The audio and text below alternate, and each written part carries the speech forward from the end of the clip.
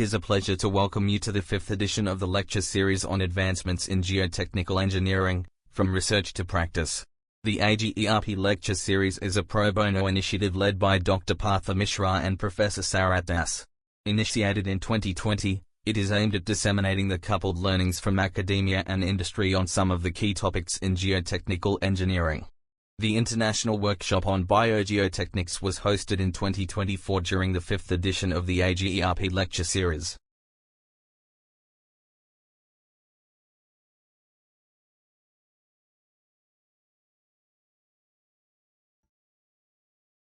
Morteza has over 20 years of experience in major underground projects, design and construction of tailings facilities, wastewater dams, dredging, and landfill projects. He specializes in planning, design management, construction, and operation of large-scale national and international projects. He has provided geotechnical input and project management across the entire project lifecycle. Morteza has extensive experience in integrity assessments, QA and QC management, inspections, and risk assessments for conventional tunnels and dams, hydroelectric dams, and water resource projects. Additionally, Morteza is the chair of the Australian Tunnelling Society ATS Queensland chapter and is an AUSIMM Southern Queensland branch committee member. Thanks for introduction, Partha and the board of the AGERP group, which is really great, and to see the history of development and how you kind of accumulate this knowledge of the geotechnical aspect in wider audience group. So today I will focus on the soft rock challenge that as a geotech or civil engineer or tunnel groups, maybe you're dealing as your designer part of the thing. So in this case, as you can see, we may have failure in open, like large scale failure, but depend on the risk associated for this one, which is really high risk because you actually lose the access to the ore body, or you actually impact on the production rate. But in terms of the consequence, okay, this might be a small consequence, maybe just in terms of the productivity and the cost to the company, but not really impact on the environment or really impact on the losing of the life. So in other cases, like maybe after heavy events of the rain, you lose some foundation of the road or of the track for the rails, and this maybe not really impact on anything, but that is the kind of the failure that we can classify. But then if you go to the failure like Fondo tailings failure or Bermudino, you will see that, however, the challenge is very high in terms of the failure, the consequence is significant. So these are the way that we normally consider as a geotech engineer to see what is the risk and what is the consequence. So this is how we actually develop this rock mechanic concept, because it's not really mathematical approach by knowledge. So we normally started to reviewing the failure and kind of back analysis to find the resource of the failure and how the material behave in that space. Okay. As you have a look to the weathering profile, which is a really important aspect for classification of the soft rock, if you have a look to the scale of the interest, if you are working on the tunnel project or if working on the large open pit mining, so you will start, okay, we have a standard ISRM, Australian, Indian one, or international like BS1. So you need to take a sample from the interested area, and that should be kind of representative of the material that you can do a test on it, like doing a compressing or Brazilian test or whatever it is.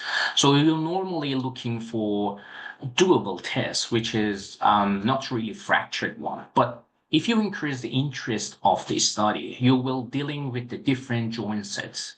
And so you are moving from the intact kind of the rock mass to the very jointed or heavily jointed one. So this is the challenge for geotech engineering, because it's not easy to study in the laboratory, and even if you do like NDT tests or non-destructive tests, it's really hard. So this is why we kind of need to consider scaling in the soft rock. For example, obviously in the tunneling project or other projects, if you look into the quality of the rock mass, you will notice that with the high quality of the rock mass, you normally expecting too much cost to be associated for your excavation, for your pushing the projects. And for example, if this is a nice skin from the Roberts and Hack in 2020, they kind of emphasizing the impact of the soft and weak rock on your design. So have a look to this red kind of profile. That is your plan and your program and schedule based on the money or capital cost that you already planned for the project, like the profile of the tunnels, because that is related to the train size and the space proofing based on this one.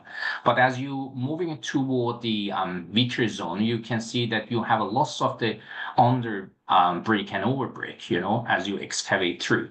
So definitely for the under break, you need to have trim and other process of the cleaning the area.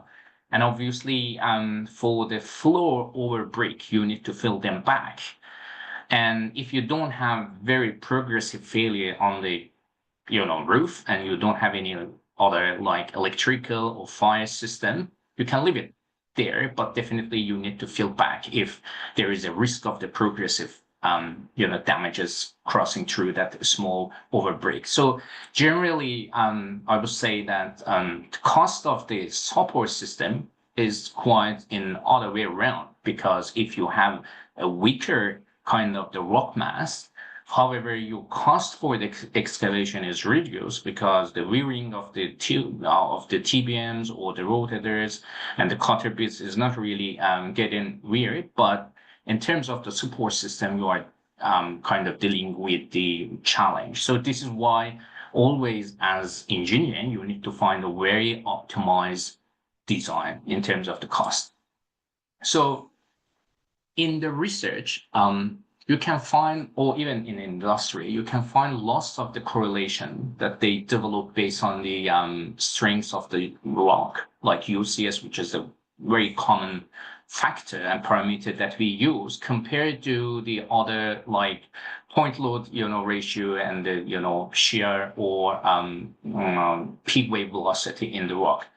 You can see that most of them have kind of the nonlinear correlation between them. So you can use this kind of the correlation, but just for plotting the distribution of these data is really interesting, because I put together this information based on the one of the coal project that we had. You can see that here, if you just truncate the lower 5% and higher 5%, and just saying, okay, the point load information or data is sitting in 90% acceptable range, you can see that the most of them, okay, sitting close to the 0.03 MPa. But then having a look to the UCS, uniaxial compression strength result, you can see they not really following the normal distribution. And if you have a look to the other literature or other geotechnical report, you will notice that most of the distribution for the geotechnical parameter, because of the heterogeneity, because of the anisotropy and discontinuity in it, is not following the normal distribution. This is really important because when you have, like here, we have like 18 sample or 31 sample.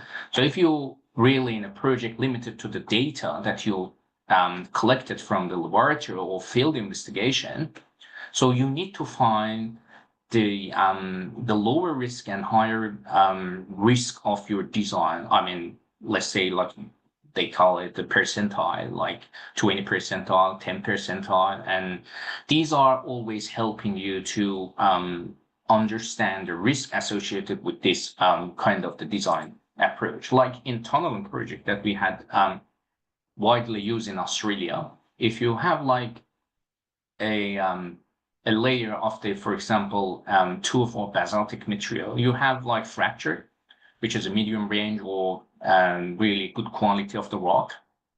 And then they have the fault zone that crossing exactly through your profile of the tunneling. So here, what we have like 30% of your tunnel will go through these kind of the softer zone.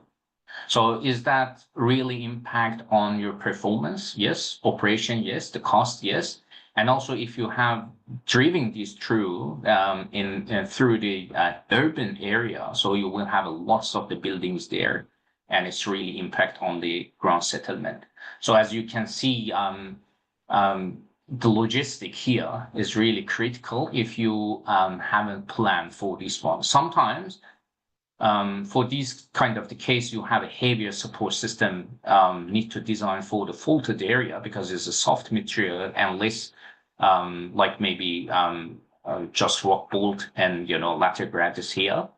But sometimes because of the time constraint in the project, you will say, okay, I have a one support system for this one because it's really hard to handle different installation in the operation and construction. So these are the things that normally dictate your design.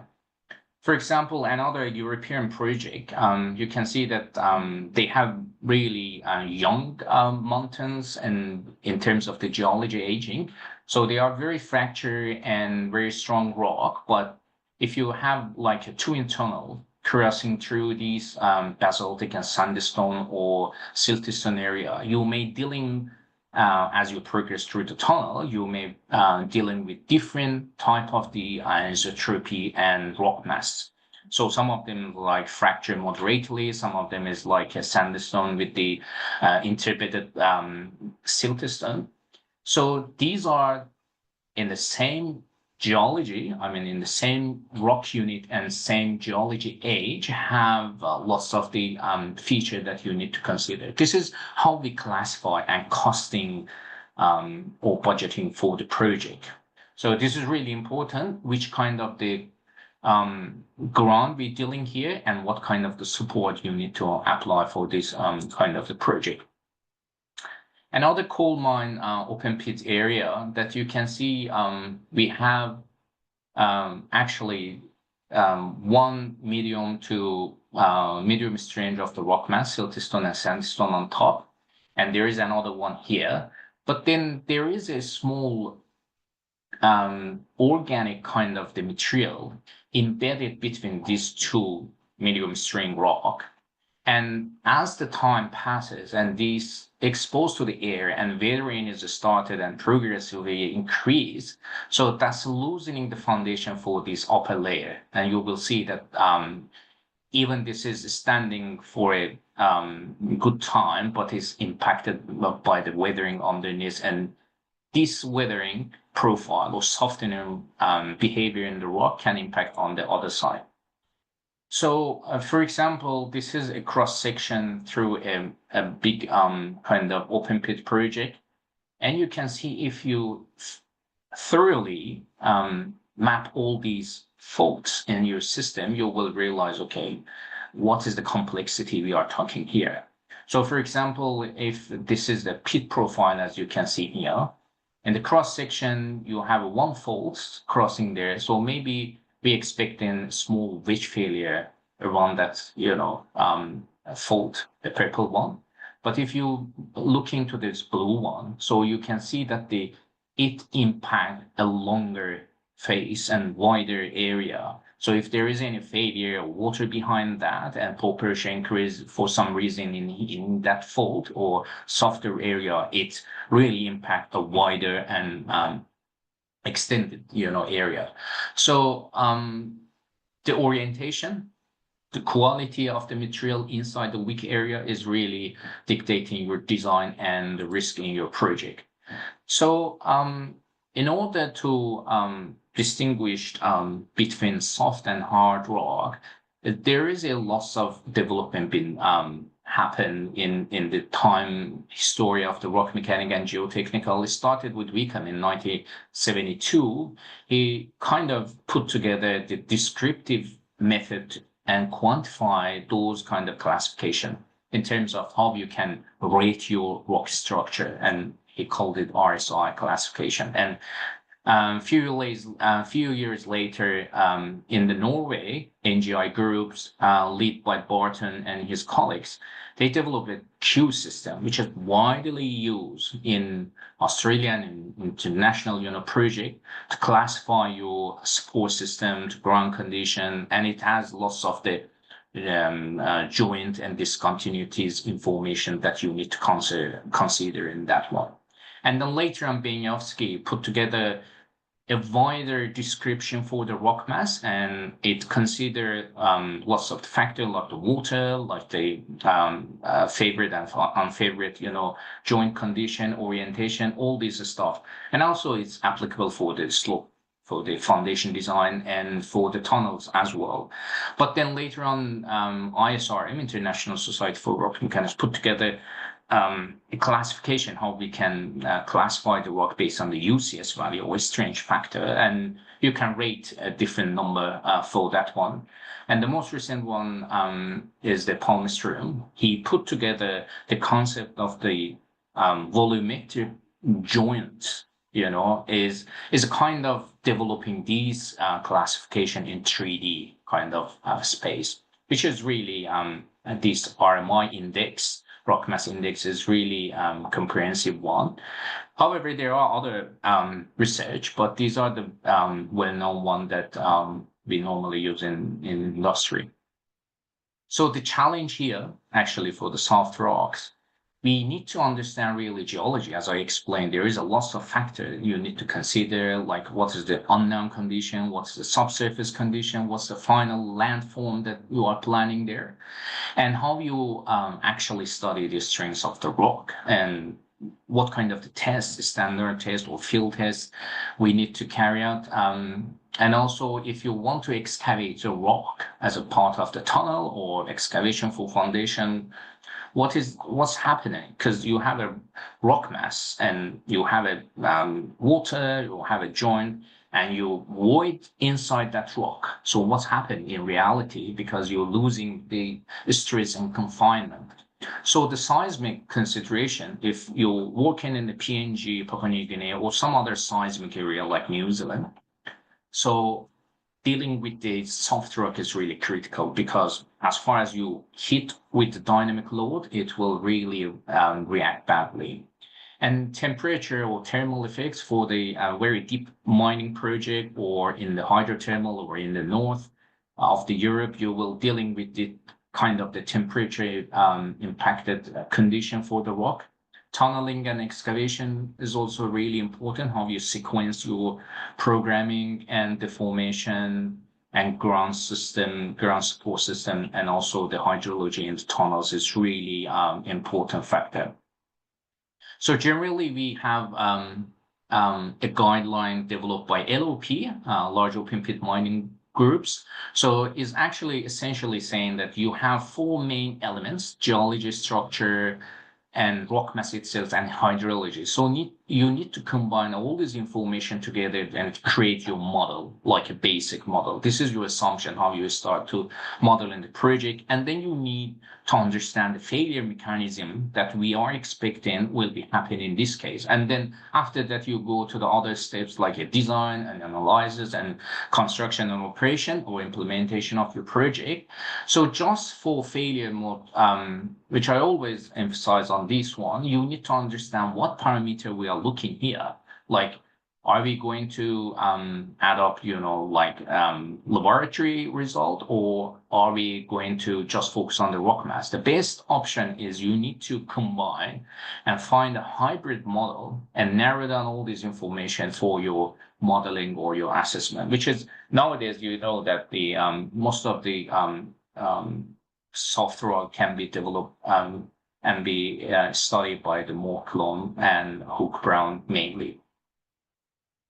So as another important aspect when you start dealing with the rock mass is the GSI system, or geological strength index factor, that you can see that these are based on the description of the lithology and the surface condition and the weathering condition. This is started from a low weathering and the fresh kind of the rock going to the very weak material. And you can see that there is a loss of the classification here, like the grade A, B, C until to H. And quite often, I would recommend that as we use in other projects, for the softer rock, instead of using a pick in a one number or very small or narrow kind of the boundary, you need to have a wider one, because you have a rock mass sitting in the transition mode. It's not like we're dealing with the hard rock or soft rock. This is just a started transition, and I will go through in the other slide to give you some idea why that's the correct. And for example, as I said, ISRM put together also another terminology for the weathering rate for the rock based on, as I said, UCS number, but you can use this description as a starting of the project and to classify your the boundary of the rock mass. So this also, Huisman put this really nice, I would say, kind of classification based on the weathering and the percentage of the fresh rock that in your system. For example, if you have very nicely, if you have an intact rock, they are really impacted by the weathering zone, but the spacing and discontinuity is less impacted by weathering because they already weathered, you know. So, and also, as you can see here, if you're talking with the fresh rock, you have 100% obviously of the good quality of the rock. And as you're moving to the highly weathered material, you're losing the competency in the rock, which is really impact on your design, on your cost evaluation in the project. And also the time that we have exposed of this material to the some severe kind of event like flooding, or exposed to some of them to the sun, desiccated crack. They are always also impact on the quality of the rock. And for larger scale, you can find these very nice concept by Becker. It says that when you're dealing in the slope, you normally need to consider the time impact as well. So if your dashed line is your original design with angle of the beta for the time 0 of the starting, as you progressively have the weathering condition, you will see that the slope is exaggerated here, but actually moving to the right-hand side because it's getting flattened and you have a loss of the weathering material, you know, wobbling and moving down to the toe level. And also your angle here can be impacted by the time. So this is also, you can refer to this paper, and based on this R number, which is the weathering rate, you can actually classify your model your weathering zone in the rock. But recently, there is a lot of the techniques evolved, like the digitization and photography material system in here, that you can see that in the top one, you can have a slope and or better, whatever you have, and you can digitize and calibrate your model based on the some images here. Like here is the photo taken 200 meters away from the face. And after 4 months, you can see how much the weathering profile changed, and actually the movement, how the progress, these failure can be observed here. Like looking to the maximum scale here of 0.03 and 0.2, it sounds that almost 10 times this deformation is increased. And as you can see, that some areas already altered and already kind of eroded as the time passed. So this is really important techniques that we can use, and actually they adopted this kind of the mathematical approach for this image monitoring system, which is fairly good because it can capture all the detail.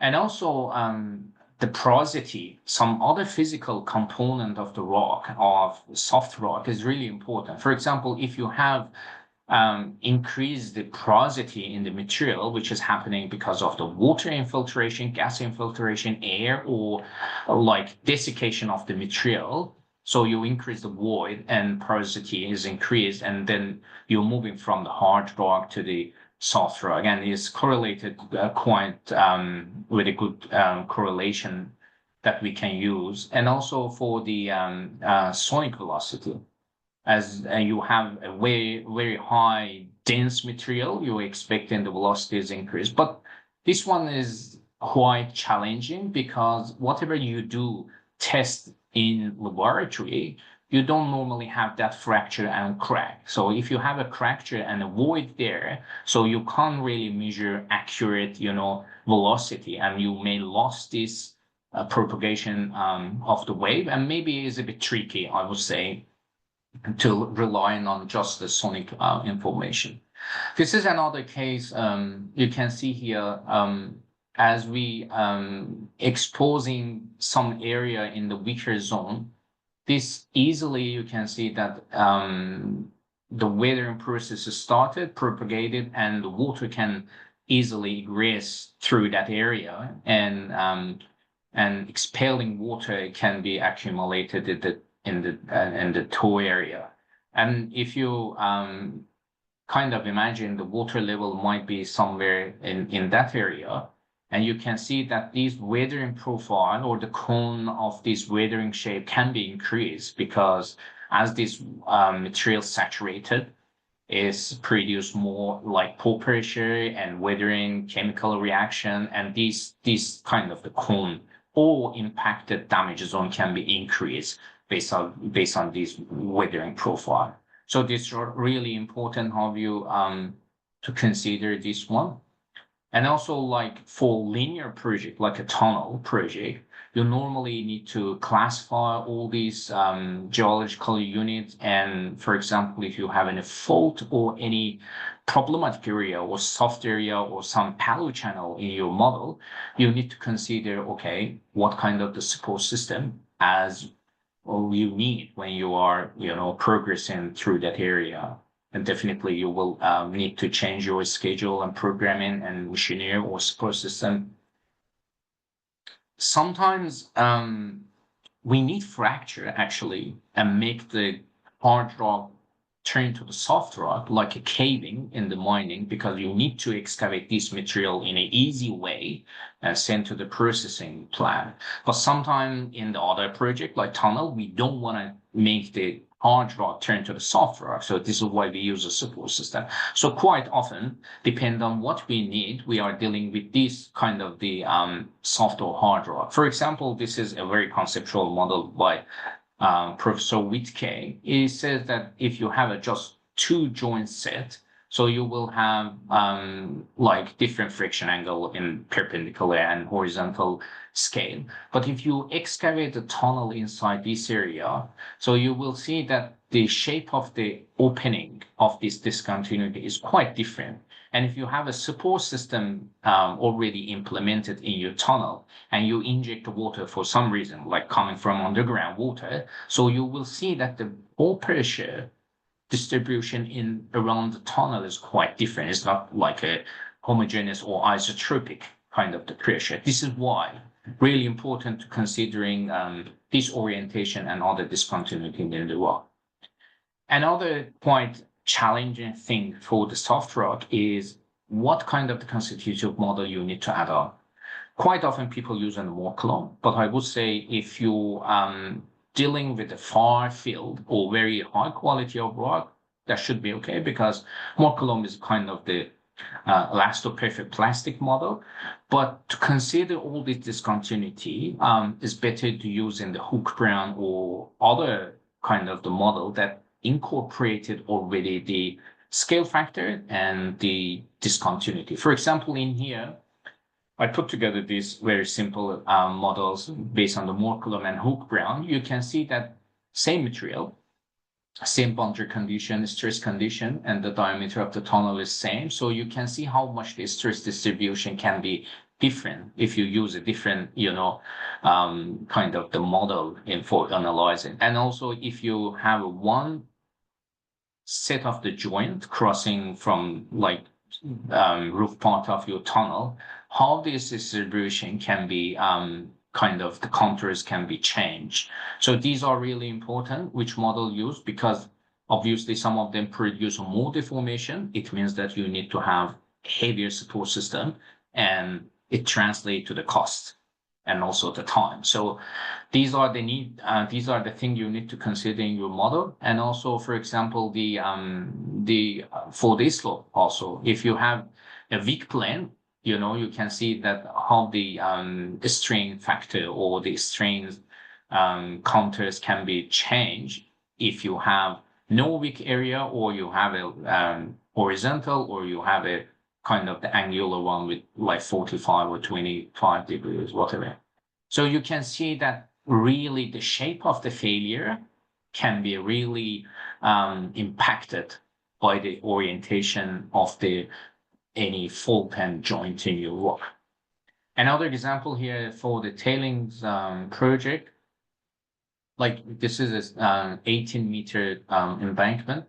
And as a part of the preparation for the next level of the foundation, when they touch this toe area and excavated, to make it platform for working for the next level of construction, you can see that easily this material can be slumping away from the toe. And the water, maybe the tailing material or some other underground water, can be accumulated and ponding in the toe of this area. And you can see that might be another cracks can easily started and propagate through, going through all the way to the crease, which is the risk to the project. So you need to find a mitigation solution, how you rectify this kind of issue. This is also another issue and challenge for the foundation design if you're sitting on the kind of soft rock. And very other important project that we had, it was a road kind of project next to the slope. And before touching the toe or preparing excavation, the whole rock mass looked like, and the top portion here, which is looking, okay, that's good. There is a joint, very tight. It's not really opening. But as far you touch the toe level and really, let's say, sigma 3 in your model, you will see that the material are easily kind of disintegrated and coming like a different type of the wedges failure can happen in here. And same material actually with a little bit different chemical component change, like 100 meters away from this area, we find, that material is totally different and they are really crumbling, and you can easily see that at least for half a meter, you're dealing with very weak and soft rock. So again, back to this concept, is really important how you can classify the rock mass as we starting. For example, same area you can see it started from basaltic material and going to the tuff material, and in the transition you can see there is a lots of the small faulted, small shear zone and bounds can impact on the model. As a part of this investigation, you can see that, okay, you develop a model in your program, whatever you want to use, and you apply the load of the traffic, and you see, okay, this is the failure envelope, okay, the factor of safety is okay, so the project is okay. But then you miss this part of the investigation because, let's say you don't have really deep boreholes, so you're missing these very kind of narrow, softer clay material. And you finish the project and you can see, okay, there is a loss of the failure again happening because you missed that kind of the consolidation on your softer area. So these are really important because it's, as I said, delaying your project cost. Another nice project by Professor Tang, he presented, I remember, in University of Queensland in 2019. He developed this program by his group in China. In this project, you can see a material in a very elastic and kind of frame. You have a tunnel, and as you pushing tunnel next to each other, you can see that this pillar between these two of tunnel can impact the shape of the failure at the surface. And as the time is passing, and you can kind of narrow down these spacing, you see that the failure shape is kind of going parallel compared to the faraway tunnels, which is you have a very wide kind of the rock pillar between them. And this is hard rock, but in terms of these damage zone that happening, you can classify these all as a softer material. It's a really interesting concept. Another project that India, you may know better than me, in Silkyara project, that it has kind of the failure because they hit to the very crushed rock and kind of the avalanche material at some level, like started from 2N, and sadly some workers trapped there, but then luckily successfully they used the rescue team and evacuate those people from there. This is not really reports available at this stage, but this is a schematic, kind of profile for the project. So as a start from, I remember, 1 kilometer from Barakut and 2.3 kilometer away from the Silkayara. So this is the middle of the area that we had a failure. And the workers, kind of trapped there. But the main concept is that in this investigation, they might underestimate the support system for that weaker area, which has obviously impact on the project time frame. And you can see they did like a horizontal auger system to give them, access to this area to provide the foods and other medicine until they rescue all these people. And here you can see Professor Arnold Dix. He's a president of the Tunneling Society, International Tunneling Society, and he spent quite time over there to advising and supporting the team. But yeah, these are one of the challenging that we dealing with the soft rock. And I said for the geotechnical investigation in the soft rock, we need to consider the micro aspect and the macro aspect. So the micro is like crystallization or the grain size, and the small joints in the rock mass is really important.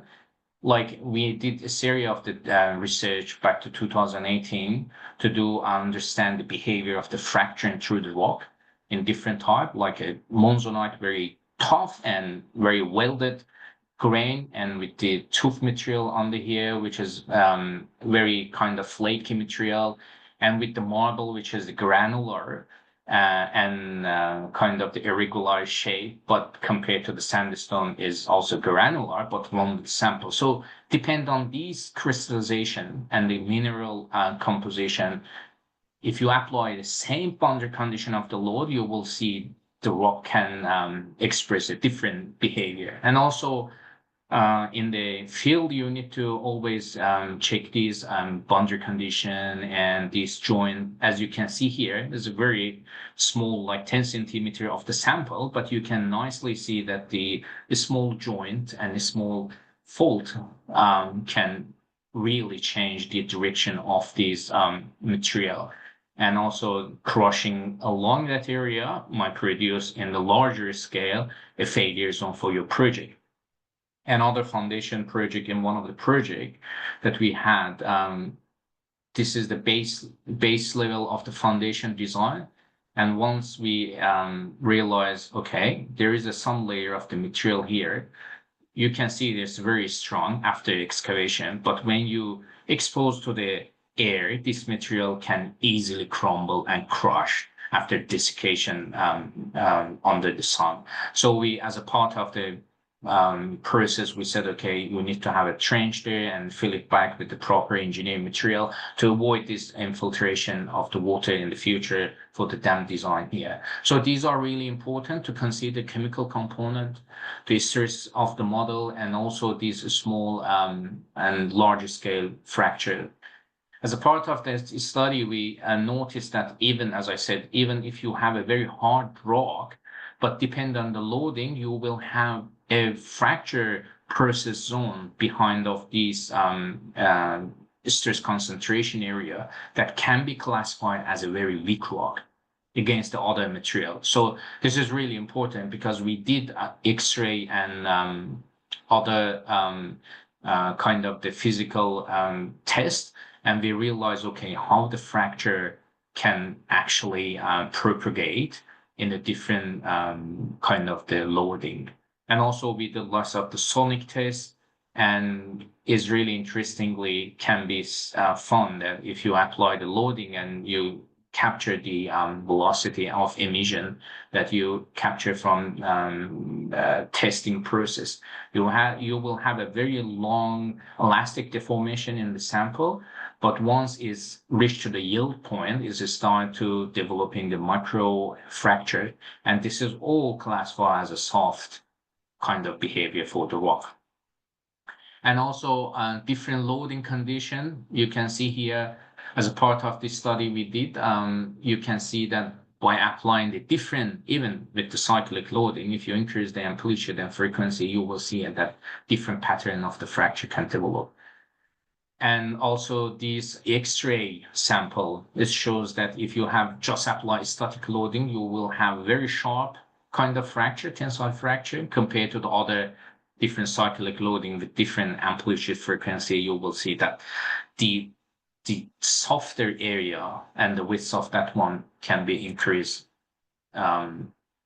widely. And also, as I said, understanding the fractures, how they develop, like some of them is going through the sample, like transgranular, some of them intergranular because it's passing through the grain, and some of them is circumgranular, it's just moving through the matrix and find the softer area to develop. So different concept here, actually. And we did, for example, lots of the thin section after testing, and we realized, okay, some of the crack is just coming through, and you can see this wide area is not passing through this one because it's harder material.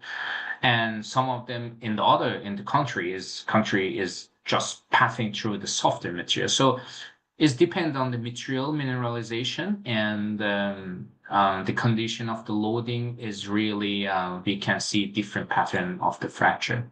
Also did some other research for the shear test with one of my students at the University of Queensland for investigation the impact of the curing the concrete and the roughness of the sample in the shear test, because quite often you will see that if you apply the shotcrete on your tunnel, you will have a different curing time for these aging in the concrete. And if you pull out this material or shear in the different time, you will see a different kind of correlation. And it's really interesting to see also another research to see pull-out tests for the rock bolt or nails depend on the growth aging is also another concept that you can consider for here. And also, and as I said, as a part of the study, we did like applying a cyclic cutting system to the granite. This is a monzonite actually, as harder than granite. And you can see that by applying this cyclic movement, so you can easily cut the rock in pieces because it's pushing rock to a tensile condition, and it's turned hard rock to the soft rock. That's the key and innovation in kind of the rock cutting system without applying any other system. And as a part of this study, we did like different numerical model to see how these kind of the chips and softening process zone can be developed by applying a different frequency. They call this ODC, oscillating disc cutter technology, which is at the moment is a prototype and leading by Atlas Copco company. And also as a part of the deformation, which is really important thing for the foundation and for the tunneling, as you can see in this paper, they put together all different classification, like based on the RMI, GIS and Q system for different projects. And you can see that the prediction error, okay, these numbers is plotted based on the softer modulus to the harder one. And you can see that the range of the error prediction for the softer material is very challenging. So it's really important. The message here is that if you're dealing with the softer material in rock or geotechnical material, you're dealing with lots of the challenge. And one of these equations actually was been published by us in 2010. So come to summary and conclusion. I would say that the soft rock study is really challenging, and we should consider a different approach rather than just standard kind of approach. So the way how we need to understand the material characterization and how we can investigate, do we need to rely just on the laboratory testing or field test or numerical model? These are really challenging. And based on the risk profile, we need to identify this. So the geological feature is really important in terms of the how the impact of the hydrology or boundary condition on your model, and how you identify this discontinuity and the falls and those orientation, like deep and deep direction and scattering of distribution of these discontinuity around your focus area in your project is really important as well. And also the excavation or stability in your open pits is also really important. For example, if you're dealing with the soft rock, you're normally using an ATM, not kind of excavation, which is really talking about the sequence of you excavate some softer, make it supported, make it restrained, and then move to the other part, because you can't really actually go one phase of the tunnel in the one go. And the sequence of the construction, the risk and consideration, and how you measure this kind of behavior. As I said, there's a lot of techniques and digital survey, like even for the INSAR or other laser scanning technologies available.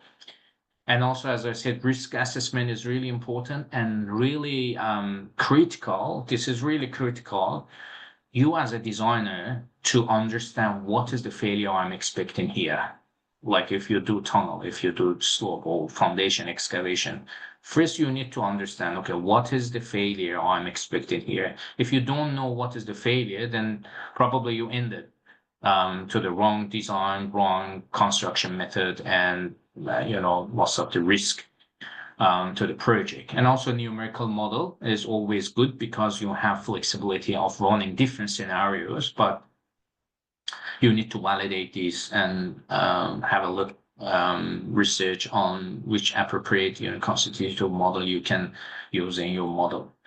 So that is kind of summary for this presentation, and I hope you enjoyed this talk, and if you have any question, happy to hear.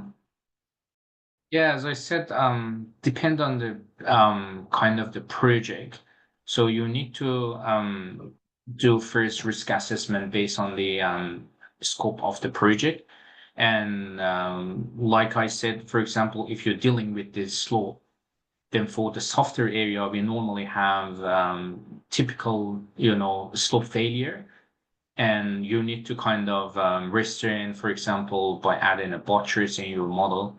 Or if you're using a tunnel, you may need to, for example, in Australia and other countries, For example, if you start with the portal of the tunnel, which is exposed to the area and that's classified as a softer, so you need to have like injecting the concrete material like a what they called canopy tubes actually as a make a very stiffer kind of the roof for starting the project, and also you adopted heavier kind of the support system for that one. So it depends on the project and the scope of the construction. We may need to evaluate few items and scenarios rather than saying, okay, this is one kind of the pattern for the software bot. Actually, that's a really good question.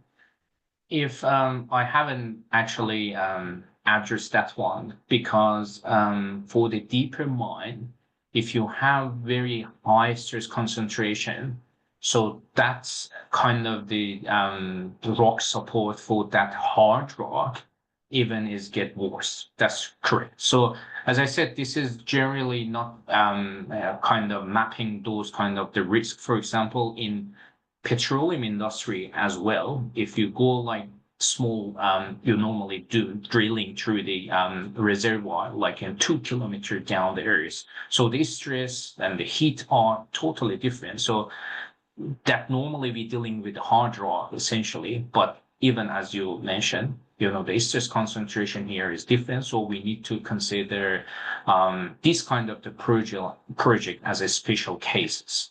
But yeah, that's right. We have some cases like block caving or in South Africa that mines are kindly situated in the high stress condition, concentrated area, and even the hard rock can be tricky because it's lots of the risk associated with that kind of the support system.